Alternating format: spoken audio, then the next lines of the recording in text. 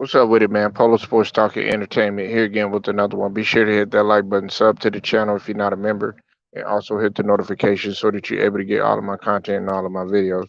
Now, I want people to understand that Kobe Bryant was not a stat pattern. Okay, he wasn't a stat pattern, regardless of what anybody wants to think. Now,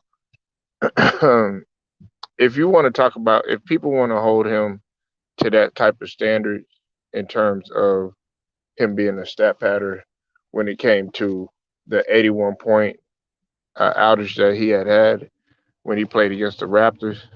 Okay, I mean, yeah, I mean, you could somewhat look at that as stat pattern, but that right there, a lot of people don't know the story behind that. Is that actually Lamar Odom had had kind of a bet with him that he couldn't score a certain amount of points or whatnot, or he was, I think he was saying, yeah, I bet you couldn't get this amount or something like that. Okay, yeah, if you wanna bring that up, that silly stuff up, yeah, that's fine. But that's not like overall in Kobe's career, he was focused on winning. Okay, he was focused on winning, and not only was he focused on winning, you could tell he was focused on winning by his tenacity on defense. Okay, listen, you have to understand that the reason why I give credit and wouldn't dare say somebody like Jordan was stat pattern or Kobe was a stat pattern or even a guy like back in the days. I know I didn't like watch him from afar, but like a guy like Wilt Chamberlain wasn't stat pattern is because of their commitment to both ends of the floor. You got to think about it. I'm going to give you a prime example. If you're sitting there, or not sitting there, but if you're in the game and you're going all out, all over the floor, switching on and picking up various players on defense. You're rebounding, you're dribbling, you're hustling, you're getting back, stuff like that, and you're playing both ends of the floor. And let's say you come down and maybe you miss a shot or two. You know, I can't be mad at you because you're giving just as much on defense, and you're getting steals, you're committing to you're committing to your man, things of that nature. I'm not gonna sit here and get mad at a guy and call him a stat pattern. That's not stat pattern. And just because you get doubled and you shoot over double teams and stuff like that and triple teams, that doesn't make you a stat pattern. A stat pattern is somebody like okay, like the homie Russell Westbrook. Okay, he's my best. He's the player I like best. But there has been times when Russell was concerned about getting the triple doubles and things of that nature. Kobe wasn't really he wasn't worried about that. He was worried about the end result. Now, I mean, did he want to get buckets? Yeah, he wanted to get buckets, but he wasn't picking up a sheet of paper or looking up, to see, how many, he might have had or anything like that. He might have been kind of curious, but at the same token, he wanted to win the game. He was worried about the end result. And see, I think people get that twisted. I mean, even if he would have had, like, sometimes they'll ask Kobe, okay, yeah, well, I had this amount of points, that amount of points, but guess what? He'll tell you, we lost. He lost the game. So I don't understand why a guy gets double team or a guy gets triple team or a guy, he's shooting over three defenders or something like that. That doesn't make you a stat pattern. Okay, that might some people might call you a little selfish or something like that. But that's not, if you were worried about your stats and everything, then you would be getting mad because you didn't get an X amount of rebounds, or you be getting mad because you didn't get an X amount of assists or something like that to make your stats look oh so great or something like that. Kobe wasn't worried about that at the end of the day. He was worried about winning the game. Now, did he was he a fierce competitor and wanted to win at all costs, and could be, I guess you could say it rubbed people the wrong way sometimes. Yeah, but if you're gonna talk about that, then you got to talk about some of the other greats. But there was a lot of greats that you might think, oh yeah, just because they smiled on the camera and stuff like that, that they didn't have a hardcore passion for winning to the point where it made them difficult to be around. If you want to look at it like that, hey, that's fine. But to sit here and say that Kobe Bryant, the Mamba, was a stat pattern, that's not the case. If he was such a stat pattern, let's go ahead and take it back all the way to when he was playing with the USA team, because I know that's been somewhat of the dominant headline or whatever with the whole LeBron James thing, right? Yes, Coach K had got on him, and he basically was like, hey, showed him the video, said, hey, Kobe, you need to, use your team more, blah blah blah, all that. You know what was said, and what did he say? He said, okay, Coach, and he went out there and was able to show people that he could utilize his team and he could commit the defense and play a different role rather than playing the role that he was accustomed to, which is, being that, that primary scorer. And that's what his job was to do. When he came into the NBA, look, he was fed a bone every now and again. He had to sit the bench. He had to learn, and had to go through the rigors and stuff.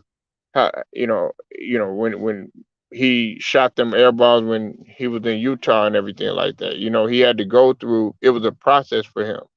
I mean, he had to learn how to be a leader too. There was a lot of things that he had to learn. But to sit here and say that Kobe was a stat pattern, you out your fucking mind. He wasn't a stat pattern. Okay, he wasn't a stat pattern.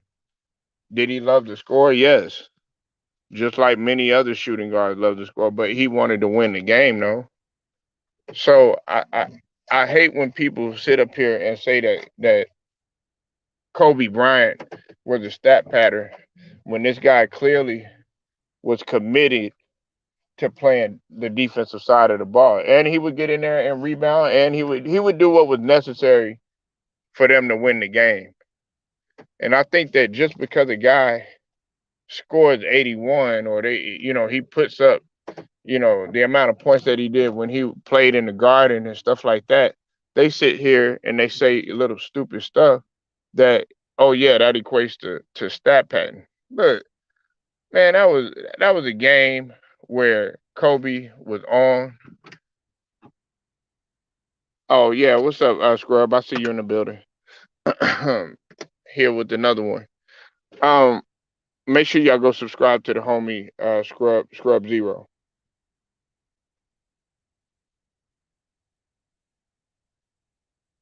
If you want to check in, you could check in if you want to, man. Now, listen, the prime example is when he played for the Olympics. He committed to defense. He committed to facilitating the ball. And I know, oh well, it was just the Olympics. Well, it was a gold medal game, which means that you had to go out there, you had to compete. There was times when Kobe had to be a facilitator and just be worried, set his team up and stuff. But his primary role was to score and also to be a lockdown defender. How you think he was 12-time all defensive with nine of them being first? You understand what I mean? 9-time first team all defense. I like that better than I do him leading the league in scoring or him getting 81 and everything. Because you know what that tells me? That tells me that this guy is exerting more more energy on the defensive end than he is on worried about offense, and that's not stat padding. I think everybody got that really really confused. That's not stat padding. Stat padding is if your team is down and he's still in the game and he's trying to get 20 or he's trying to get 30 or something like that. Oh, okay, no problem. You know, it's it's just crazy how people their definition of stat padding gets misconstrued. You know, like I don't understand that. So I mean, we need to understand what the difference is. Now, James Harden, you say what you want. James Harden is a stat pattern. He's a great player and everything, but James Harden be worried about his stats too. He's worried about his stats. He'll get in the game and then sometimes that his team will be getting blown out and then he'll still be out there still trying to get his points and stuff like that. What the hell you think that is? Or you worried about an MVP and all this other stuff. Hey, Kobe wasn't worried about no MVP. He should have got like two of them. And we know everything that was behind that. You got to understand what you're saying. You got to understand what you're saying. If I'm sitting here and I'm picking up a sheet of paper like LeBron was, I know he had a great game, the last night or whatever, but people got on him about that. I was one of them that got on him about that. It doesn't take away, from how great he is or anything. He's still a great dynamic player and everything. But he was concerned about his stats. When you should be concerned about winning, he went. He was all out effort. When I'm talking about Kobe now, he's all about all out effort, all out hustle. You got to understand this guy would do anything. If he needed to guard a big man, he guard a big man. If he needed to guard, a point guard, he'll guard a point guard. He'll do whatever's necessary. That's not concerned about stats. But see, where you're concerned about stats, I want you to go look up how many defensive teams that James Harden has been on. I'll wait. And he hasn't been on no non-defensive a first defensive team. Now, you know, and I'm using James Harden because I think people always put James Harden in the same sentence ever since they say, "Oh yeah, James Harden is the best ISO scorer since Kobe," and I think that kind of went to his head. Yeah, you're tremendous in the regular season. You tremendous before the playoffs, but then when the playoffs happen, guess what ends up happening? You fold. But Kobe, he rose to the occasion. Has there been some times when Kobe failed to meet expectations? Absolutely.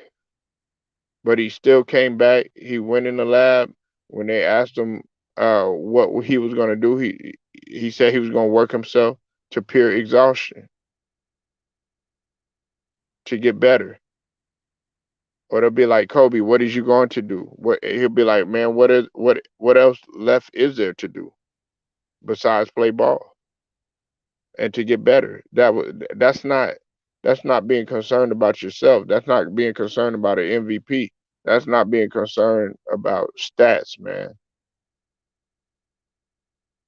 I mean, he could have tried to stay in the game. He wanted to get rings.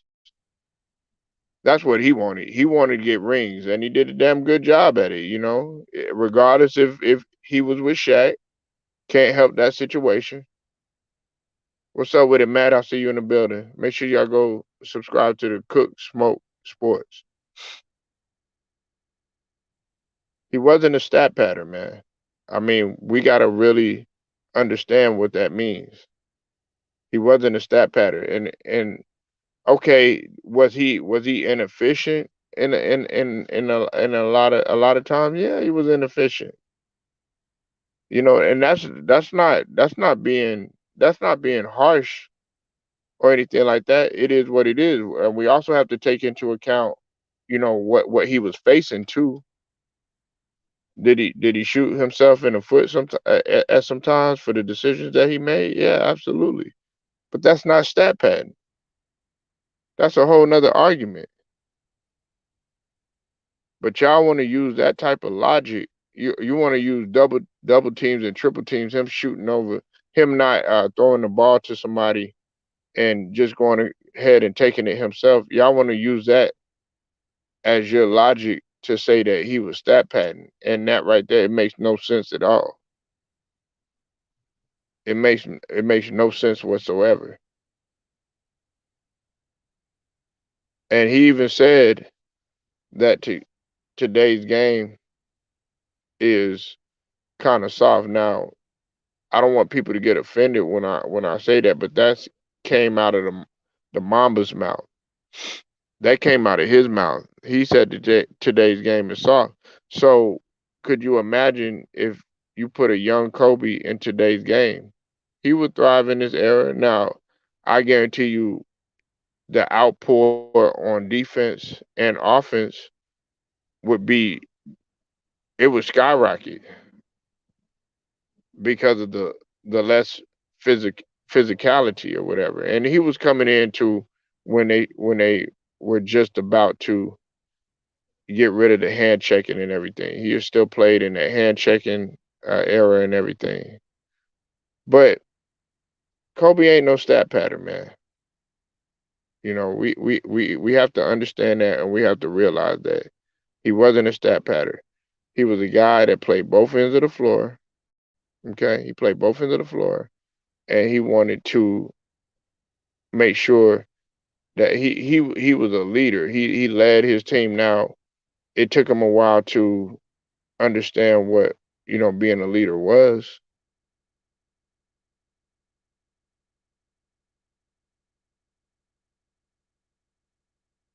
but people got to understand that it's a difference between stat padding and facing a double team and shooting over that double team or something like that. It's a big difference, man. You don't. When I look at, let me let me look at something real quick. Like, when I look at a guy like Chris Paul, I would say his mentality is more like a Kobe Bryant's, if that makes any sense.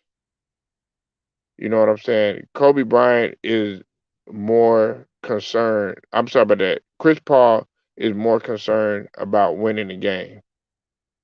He's worried about he's worried about getting his teammates involved. He's worried about playing defense.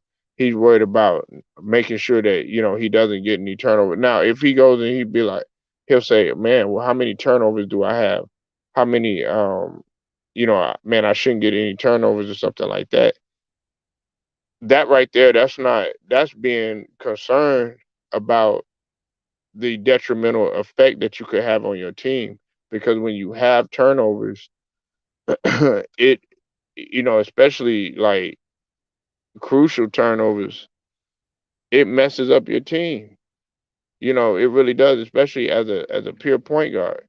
So if he goes there, if he looks at the stat sheet or something like that, and he says, "How many turnovers do I have?" or something like that. Okay, that to me, that's not stat padding. That's being concerned about what type of effect you're having on your team. But I'm quite sure Kobe has looked at the stat sheet, or something like that. I mean, come on, we can't sit up here and act like he hasn't been worried about, his points, here and there. But to say that he was always worried about his stats and stuff like that just because he scored 81 and or even with Will Chamberlain, he scored 100 points and all this other stuff, which some people don't even believe that Will Chamberlain scored 100 points.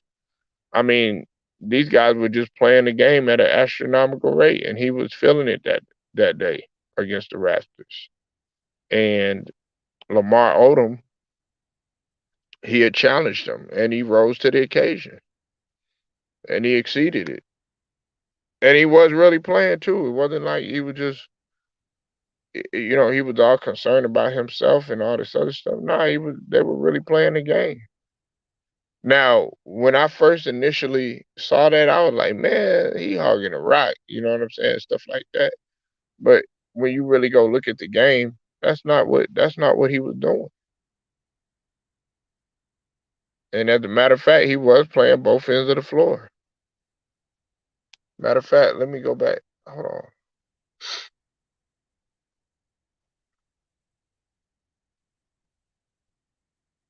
Kobe Bryant.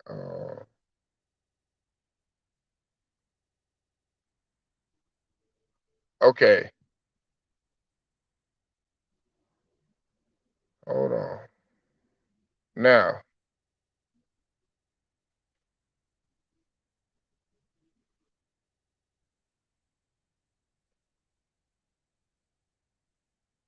all right. Hold on. Trying to find. Come on.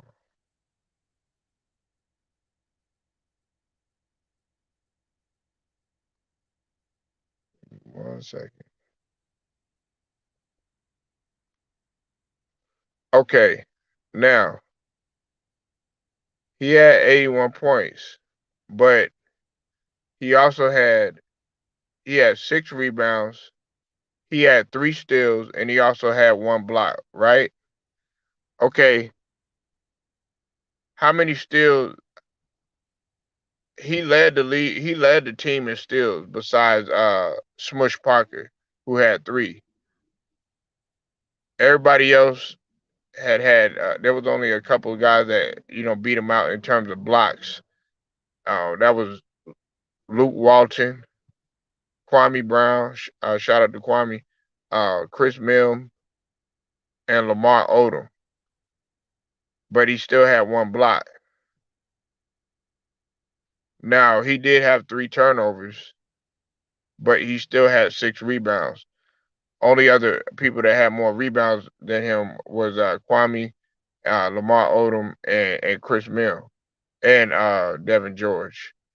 He beat him out by like 1 rebound. So let's not act like this guy wasn't playing defense. He wasn't stat padding. Uh, and then another thing too is this. Hold on 1 second. Give me 1 minute.